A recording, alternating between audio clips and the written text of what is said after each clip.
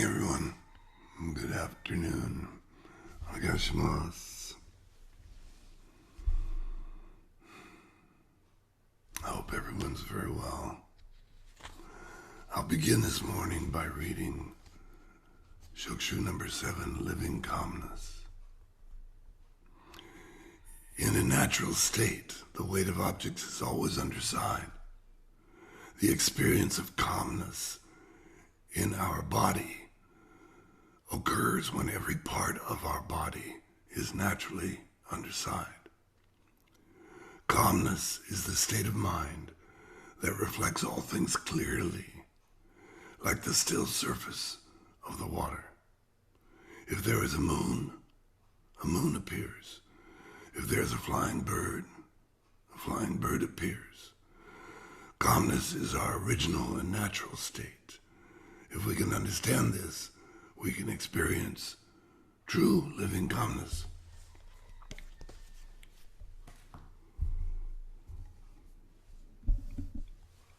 A few years ago, when I was teaching the Sunday weapons class, teaching Bokken, cutting Bokken, a student said to me, well, I wish that someday I can have the confidence that you have when you cut. And I said to him, it's not that I have something you don't have. It's that you have something I don't have. So this means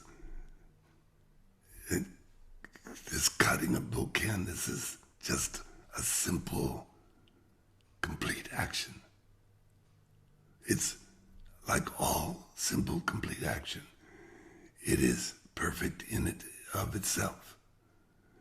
When we try to make it perfect, when we try to cut correctly, when we impose our intention of a completion on some action, then that action becomes tainted by our personal intention inserted into the action. Bokken is a really good example of this. It's a good thing for us to practice this idea of just simply allowing an action to take place. Because when we cut Bokken, it's basically purposeless. We're not trying to cut wood. We're not trying to cut bamboo. Usually, there's no result of that action. It's just the simple movement itself. And yet we call it cutting. So that is in our mind, that there is cutting. So we have to free ourselves even from the idea of cutting in order to cut correctly, to cut one action completely. Of course, this is just something to practice. It's a kind of metaphor. It's something we do in the dojo, like almost everything we do in the dojo, which we don't do anywhere else. No purpose other than learning the principle that's involved so that we can apply that in our daily life.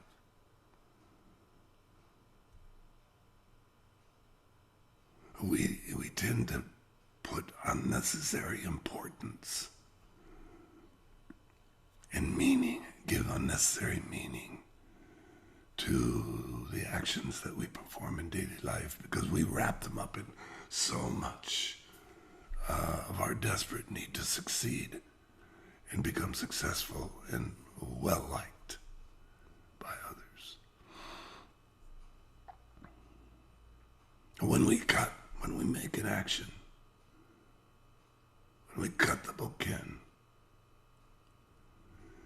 it's not that there's no one cutting. Of course, you are cutting. You are cutting. But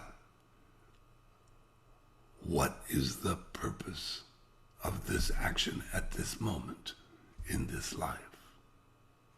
See? The action can be complete only if you take away your expectation of the result.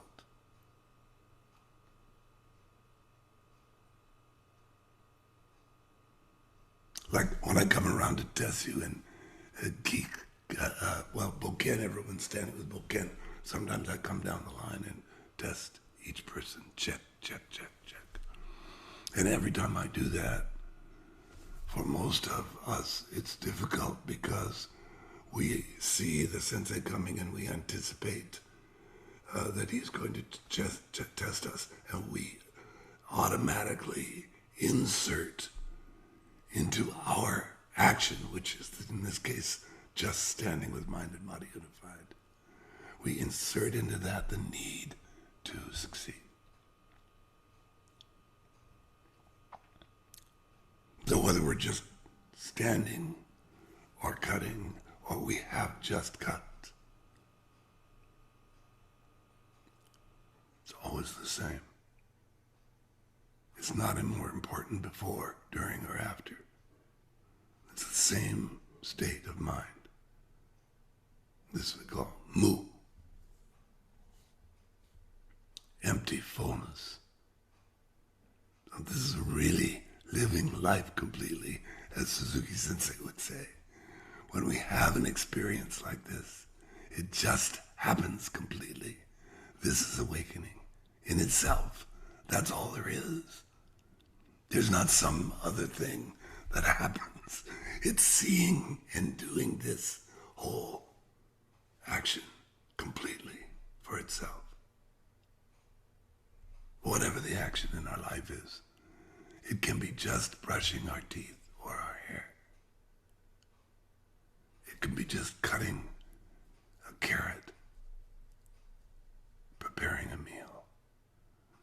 It can be just driving in our car. It doesn't matter. It doesn't require anything special.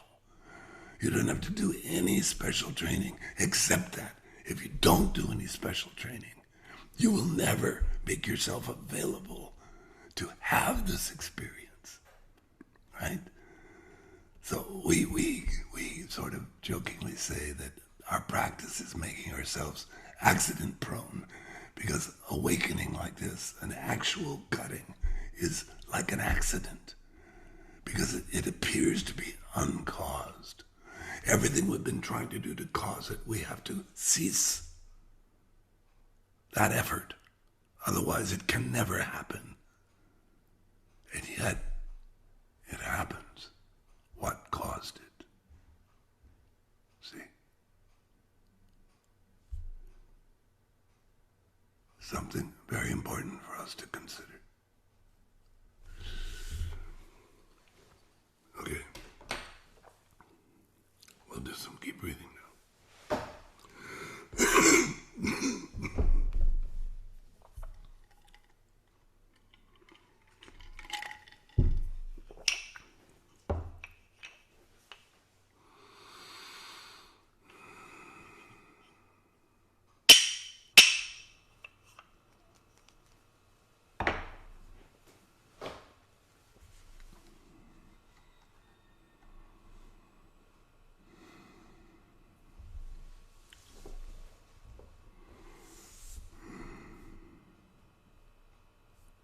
So we often hear the word in our training, the phrase "do nothing."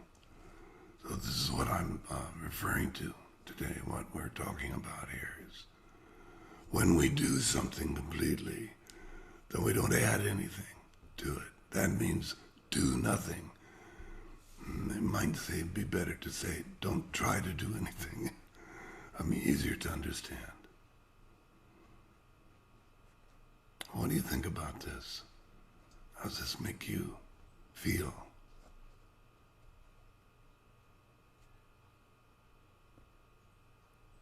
Say something about that.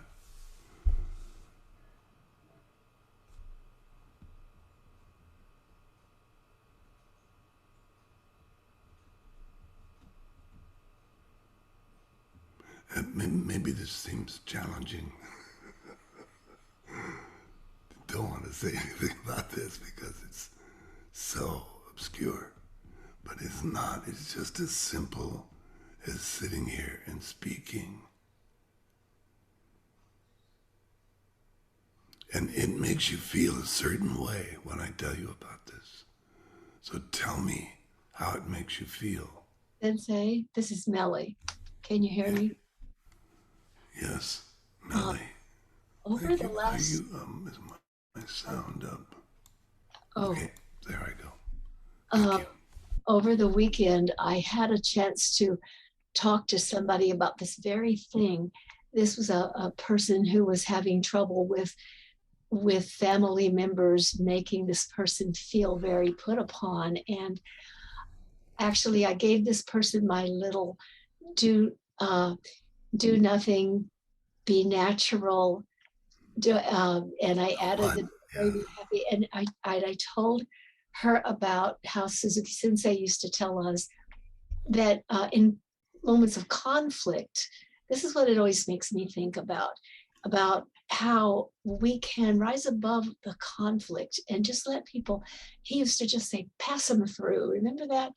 And it was a metaphor for the actual act of the Aikido movement for letting people letting go of feeling like you must react. So to me, do nothing means let go of having to react to something. Yeah. It's like, is that so? That wonderful expression, is that so? Yeah, thank you, Melly. That's very nice. I love that. Yeah. Yeah, having a reaction to something always happens because we want to control. We have an expectation of how the result has to be. And when it doesn't come out that way, then we well, automatically can't help but react. So the practice is not to keep yourself from reacting because you can't do that. Once the expectation is there and that gets crossed, we have to react because we're humans. So it's a practicing, understanding this business of when we go into an action not expecting any result. That's very difficult. And when someone is maybe challenging us, like you're saying, or maybe misusing us or dismissing us or putting some kind of expectation on us, right? So then that's when we expect ourselves to be a certain way. We feel the pressure, and that makes us react. You know, this, I'm so glad you brought up Suzuki Sensei because, of course, you know, a huge percent of what my practice is all dependent upon Suzuki Sensei and his. And these days we say, you know, like his aphorisms, like you're just saying, oh, just let it pass through, or so what? Do nothing, be natural. Don't worry, be happy.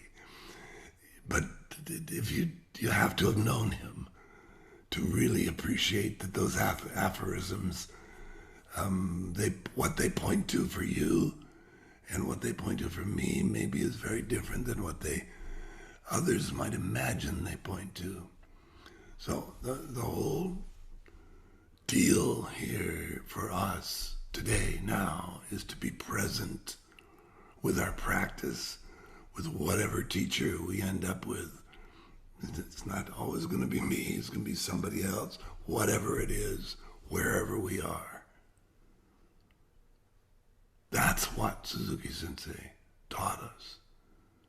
You know, not that he was, you know, the teacher doesn't want you to remember him. The teacher wants you to remember the practice. Right? Thank you, Melly. That's very nice. You know, please bring up Suzuki Sensei more often. Excuse me. Someone else, please say something. Let's just make you feel. Good morning, Sensei. Hello. How are you, Carlos? Doing well. Yeah, so, you're talking about trying to cut perfectly. And then shortly after you said that, we started to do our breathing practice. And I find myself trying to breathe perfectly. Perfectly. Yeah. And so it's like it's damned if you do, damned if you don't kind of thing. I mean, in terms of how it makes me feel, because it's when we're kids, we learn to brush our teeth, comb our hair, these kind of mundane things you mentioned, and then we forget about them.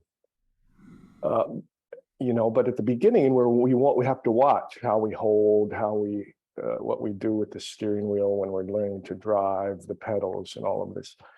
But it seems like with cutting, sitting, these practices, even standing for key tests, we're very deliberate about them. We watch ourselves, right? It's like we're children again in a way. And it's like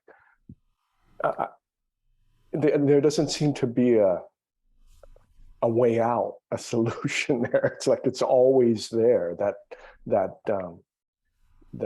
tendency, or that it's not an instinct, but that desire to show we can do it, right? So I thought I'd just share that. I don't know if I have a question there, but the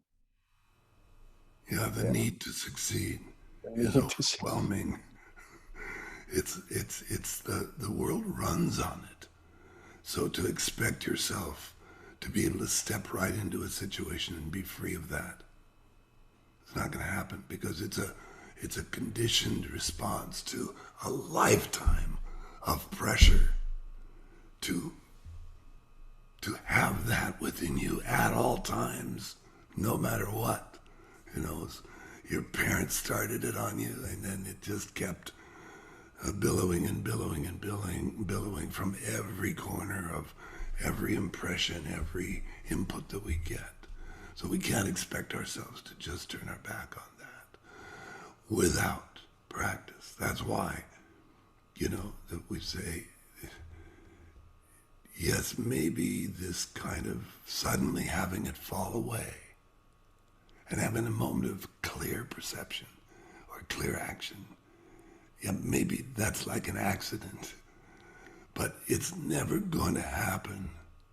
In other words, we can't, here's the deal, we can't practice to redo that subconscious conditioning or to overcome that subconscious conditioning and demand that it happen as a result. There's no direct cause and effect there. But if we don't practice with that intention, then the accident will never happen. So we're really just making ourselves available to something. And we have to not have belief, which means that we expect a certain thing to happen a certain way. We demand it, we desire it, we believe in it. We have faith. Faith means no matter what happens, it's fine. Good, bad, ugly, indifferent, doesn't matter. So we practice this. We're practicing having faith. We're practicing being in a state of, okayness. Like Suzuki said, he says, so what? One way or the other is how it's going to be. So you might as well learn to accept that. We might as well learn to accept that. And so that's very counterintuitive for us to actually purposely go against our ego needs. Nobody's, that seems very, very difficult. But that's why it's a drop at a time. We just do a little bit every day. We keep looking at it. We keep seeing it. We keep allowing the possibility of freedom to be here in our lives. And that's the beauty of this opportunity that we have. Because without this life, there's no opportunity to do that. It's the way I look at it. So, thank you very much, Carlos. Is there anybody else who would like to say something? We have just a little time. Please speak up. Sensei, my name Yes, David Heba. How are you? Hi, Good, good. Just a shared experience. A long time ago, maybe just I was just showed on maybe, but I used to practice suburi at home a lot. You know, but my son who trains in Hawaiian martial arts, he also was practicing. So we were, I'll do mine, he do his, and whatever. I was doing my best to look good and all that. But then my grandchildren came after, and I did it funnily in front of them. And he said that was way better than what I was doing before. You know what I mean? Because I was free and I just was doing my thing, right? But when I was doing it martially or trying to look good at it, he's noticed. He seen it right away. He goes, "Oh, that was way better." Yeah. So I thought of that, but it goes away, right? Because your first few cuts, of course, is always filled with tension, but I don't know how that relates, but I think that's a great story because with your son, you clearly needed to impress him that it's worthwhile what your dad is doing, and look at what I've learned. Look what I can do. Well, with the kids, you're just playing with them. It's just for fun. Mm-hmm. So, in some sense, the value of play, even childish play, is way undersold. So when we're in the dojo, I'm talking about changing these, or Carlos was talking about, this imperative, this need to succeed. So a sense of humor about what we're doing, a sense of playfulness, a sense of just the fun of it is also important. Yeah. It doesn't mean that it's not serious, right? It is for the delight. Right. Right. Okay. So that's a really good note to close our class on. Thank you very much. And, we'll see you all next week. Oh, now wait, I have one note. Next week you receive an email from Olaf Schubert Sensei. So all the European people are in this European seminar this week, and the summer seminar, and they're finishing today, so they're not here today. But so he wasn't able to do this last week, but so now I have finished the transcripts for the Hellman seminar, the Bubenreut seminar, and the Barcelona seminar, which I directed or completed in May. Those transcripts are done. So over the next 3 weeks, he's going to send out each of those transcripts once a week. So next Sunday, when you get this transcript from, the first one will be Hellman, Netherlands. Please read it, and I'll address the theme of that next Sunday, and then so on and so forth for the next 3 weeks. Okay, so I hope to see you all there. Domo arigatou gozaimashita.